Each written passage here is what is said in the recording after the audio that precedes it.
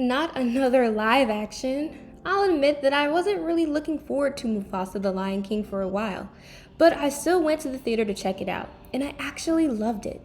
This film has a star studded cast: Beyonce, Blue Ivy, Donald Glover, Seth Rogen, Anika Nani Rose, Keith David, just to scratch the surface. And our main cast, Aaron Pierre, Kelvin Harris Jr., Tiffany Boone, did spectacular in this. I love the film as a whole, and I'm going to get into why, but warning, there are spoilers ahead. First, I know that Mufasa and Scar's origin stories were already solidified way before this film came out, so I'm not exactly sure where this film exists canonically or if it's even canon at all, so I'm just going to provide my review of this film as a standalone piece. I first want to appreciate the subtle references to the original Lion King animated movies. For instance, while Rafiki is telling his story, Pumbaa has to go on a bathroom break, which reminds me of the bathroom break Pumbaa takes in Lion King 1.5. I also love how when Taka, aka Scar, meets Zazu for the first time, he licks his lips, indicating that Taka wants to eat Zazu, just like how Scar has a history of wanting to eat Zazu in the original movie.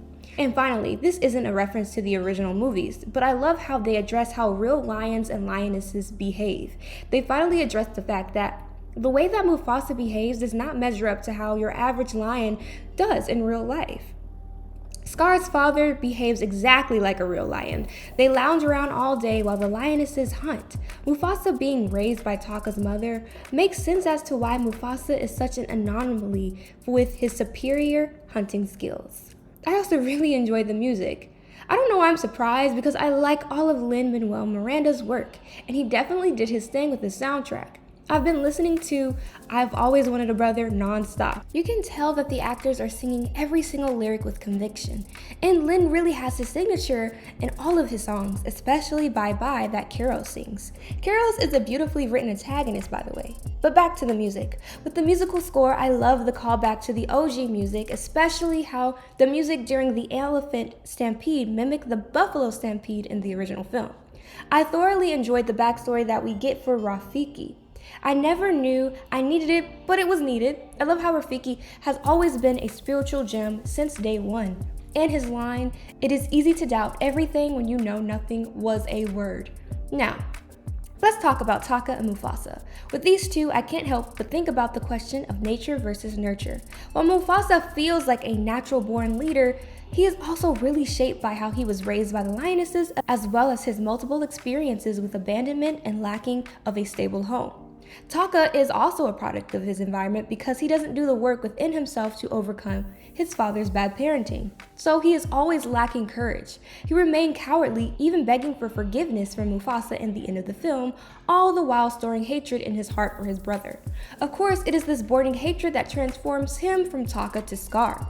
Speaking of the transformation from Taka to Scar, Calvin does this so smoothly, seamlessly, and effectively. He literally sounds just like Jeremy Irons. And this transformation to loving and then immediately to hating Mufasa was believable because Taka always had this naivety and selfishness that his mother was never able to nip in the bud because of his father. Even when Taka and Mufasa meet, Taka was explaining that he wants Mufasa to always take his side on everything, and he wants all of the other animals to fall in line and obey his will. I think Aaron Pierre does a great way at allowing his voice to slowly mold into that confident sound that's associated with Mufasa's voice. And he does this as we move throughout the movie and as young Mufasa's confidence builds. I just have a few last minute notes before I end my review. I must say that it felt good to see a scene where Scar doesn't let Mufasa tumble to his death, when Mufasa is at risk of drowning. I think that healed a little something in me, even though we all know what happens to Mufasa later on after that. Kira's little howl at the moon with Mufasa looking down at her in the sky had me in metaphorical tears. Blue Ivy does a great job voicing this character. And while the animation isn't perfect in this film, I think that the way that the characters express their emotions is so much better than the 2019 Lion King remake. And finally, I have to say that I never really liked how Seth and Billy voiced Timon and Pumbaa. Even in the 2019 film, I don't think their voices ever grew on me for these characters. Overall, I'm rating Mufasa the Lion King a 8.5 out of 10. Amazing voice actors, amazing story, amazing music, and slightly better animation from his 2019 counterpart. You can tell Barry Jenkins really did his due diligence with this one. I'm also a fan of Barry Jenkins' other works too, so it makes sense that I like this film. Alright, if you haven't watched Mufasa, please do so and let me know what you think about it in the comments below, and please don't forget to like and subscribe.